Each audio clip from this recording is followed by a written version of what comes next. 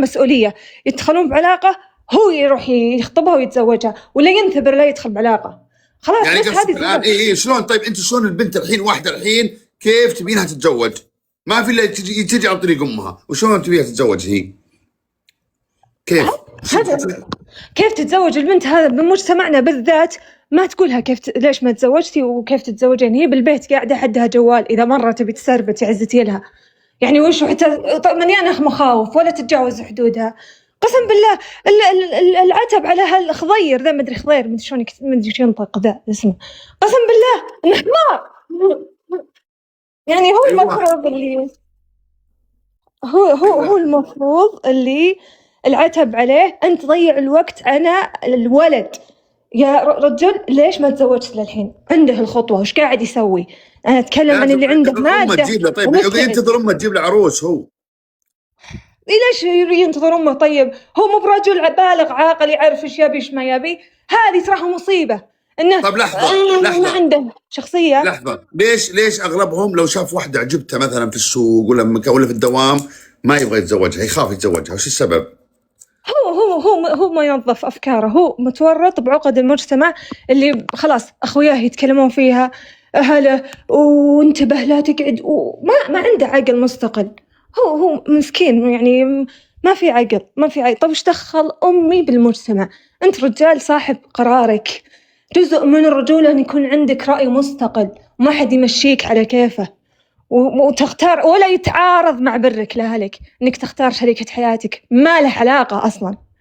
فلا تقعد. طيب هو يقول أحسن أهلي يروحون يسألون عنها ويعرفون عنها ويريحوني. أوكي أنا أحترم الشخص اللي من البداية خلاص مريح راسه ولا يروح يدخل بالعلاقات يبربس، هذا على الأقل عنده وجهة واضحة. أنا أوجه كلامي للي يسربتون ويجي يفلها بحياته ويسربت ويجي يستشرف وعلى خواته ويطلب من أمه شريفة مكة. النوع الثاني اللي يدخل بعلاقة وفعلا يرتاح معها بس إنها رخامة، لو إنها أجنبية بيش يقدر يحارب سبحان الله، بس بنت البلد تطلع عليها الخرابيط. أنتي كلمتيني تكلمين غيري، أنتي فعلتي، أنتي خلاص ليش تدخل علاقة؟ غبي يعني خلاص. ايش يقول؟ أنتي كلمتيها؟ ايش يقول؟ سيناريو مكرر ممل. والله العظيم صفتنا. طيب اسمعي، أنت قد حبيتي على شخص وسحب عليك؟ لا يخسى، أنا الحمد لله أن الله منن علي بوعي وذكاء. خسي ابن أمه يلعب علي أنا لأني أصلا ذكية تزوجت.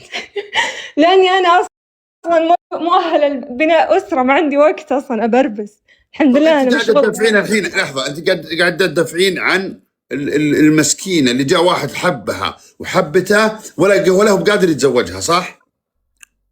أكيد بدافع عن أي بنت لأنها هي صادقة، هي الطرف الصادق. أنت قريت العنوان اللي أنا حاطه اليوم؟ قلت أنا حاط عنوان، قلت وش أسوأ شيء بتصير لو تزوجت واحدة تحبها؟ وش أسوأ شيء سؤالك غلط. وش بيصير يعني؟ خرابيط. أنت قاعد تطلع على السطح عقدهم النفسية وليست الحقائق. الحقيقة محظوظ اللي يتزوج اللي يحبها وهو واعي إنها تناسبه. أنت تحبها تبي تاخذها بالحلال، تبي تهتم فيها، تبي تكون الأمان لها من مصاعب الحياة، السند، وهي كذلك معك طبعا. هي ما هي بكمبارس طبعا. يعني دائما أصلا عليه الصلاة والسلام مش قال واستوصوا بالنساء خيرا؟ يعني بالله عليك ما ينطقون عن الهوى عليه الصلاة والسلام. يعني البنت مضيع الوقت بس